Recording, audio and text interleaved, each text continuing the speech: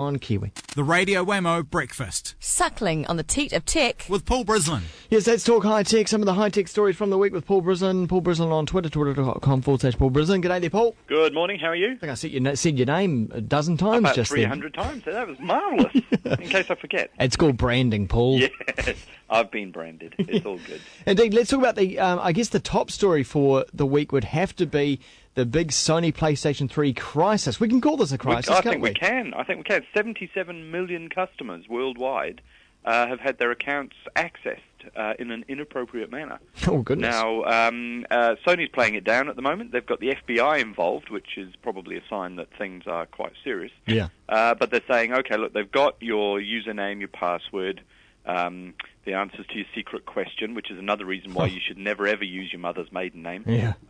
Possibly some more details. Oh, and by the way, they may have access to your credit card details as well. But don't worry, because it's probably encrypted. But we're not going to tell you how well. Right. But if the dude was smart enough to get into the PlayStation network, he could probably decrypt these things. Yeah, because and a lot of decryption these days is just simply throwing computer power at it. Yeah. So if this is organised, and you'd have to say anybody who can come up with a plan like that is going to be quite well organised, then they are probably hard at work on that at the moment. So if you are a PlayStation user and you have been giving them your details and playing online and using the PlayStation community sites and all that kind of thing, then you probably want to have a quick word with your bank. Now, just preempt it. Because one thing though is that that it's inconvenient that they've taken your credit card details, and that's bad enough. But the network is down, so it has been down. So you can't play your games online. Now, is it back up and running yet? No. As far as I know, it's all still down. Oh. So they won't be doing anything to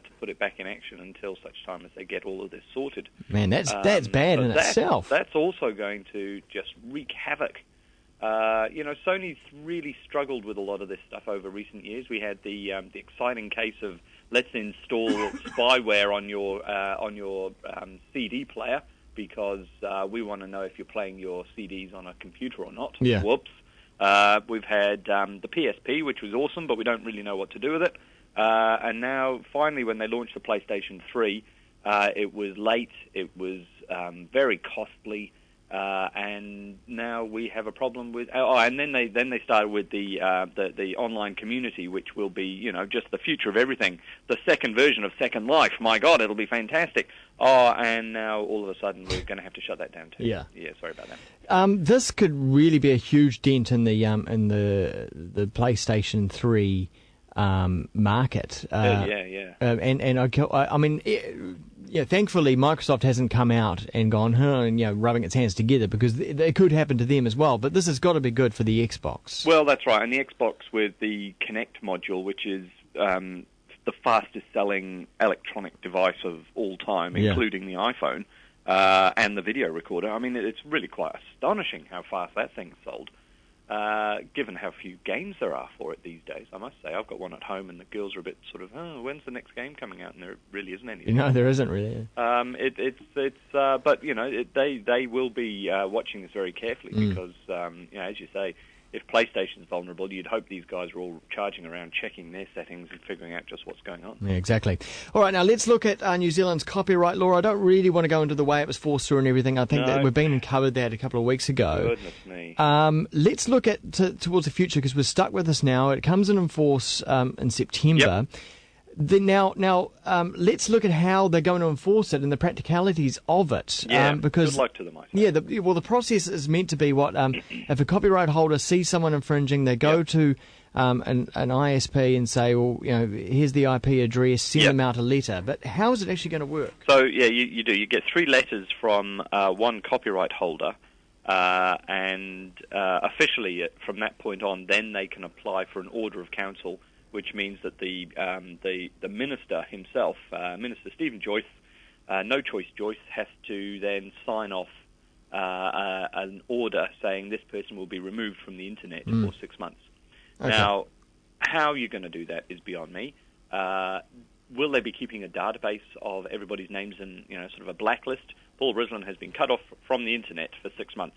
Or will I be able to say, okay, well, no, that's the end of my Vodafone connection. Right, Snap I'll or something. Straight off to Orcon. Yeah. And, look, they're giving me a new customer bonus. Great, that's fantastic.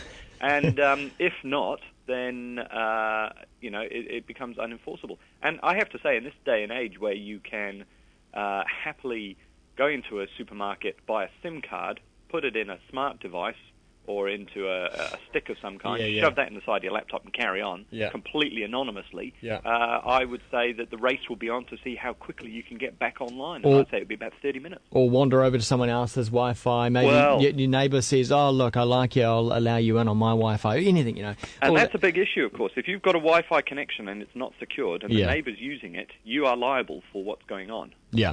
So there are two options there. One, you can secure it so entirely that nobody can ever get access, and then you're entirely responsible for everything that goes on your computer.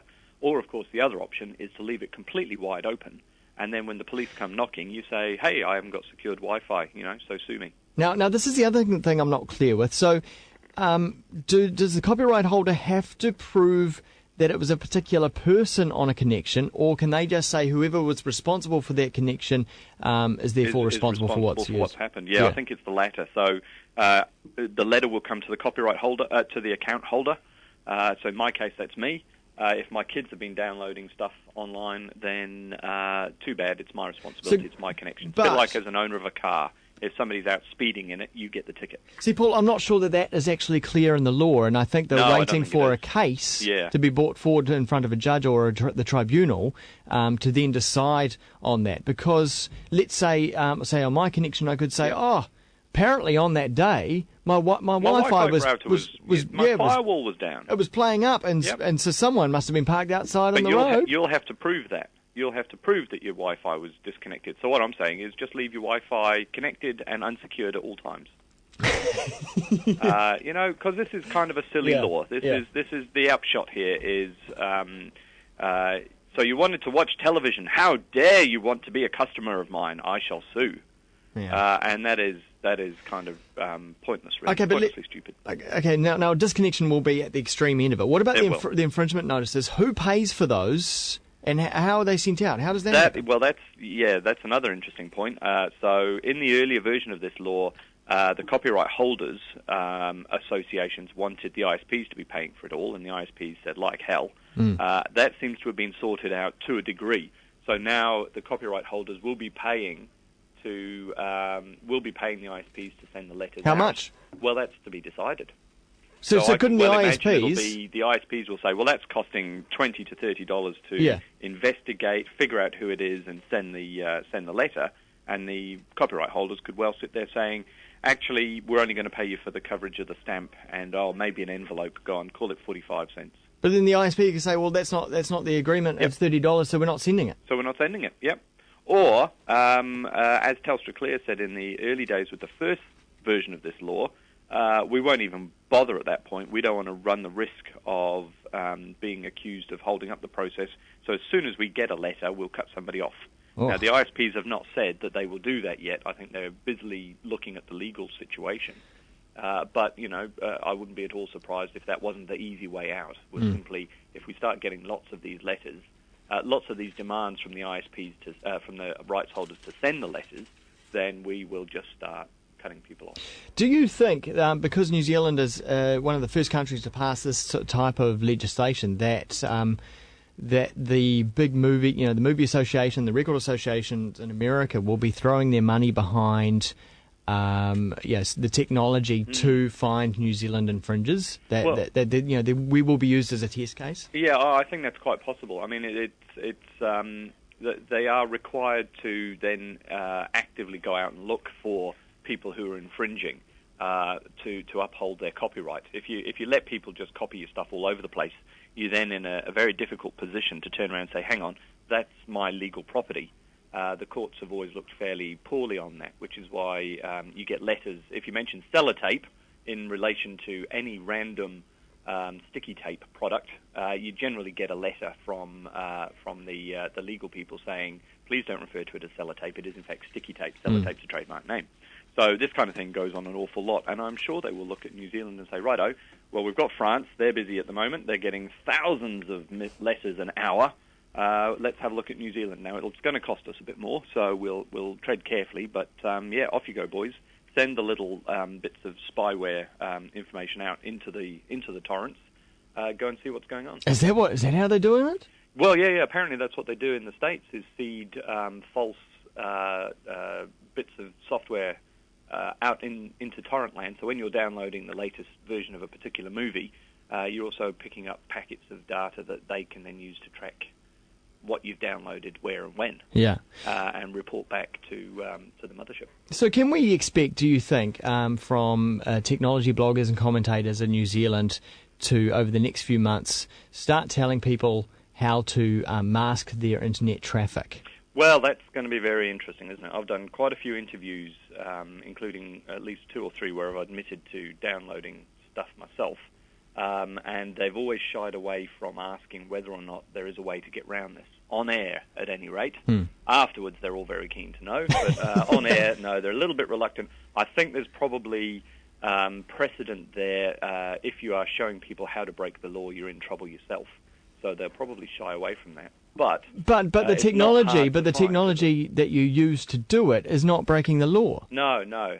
But using that technology to break the law, it's like owning drug paraphernalia. You know, it's considered a crime to own something that could be used for this kind of stuff. I just happen to have these lock picks. I don't use them for picking locks. I use them as paperweights.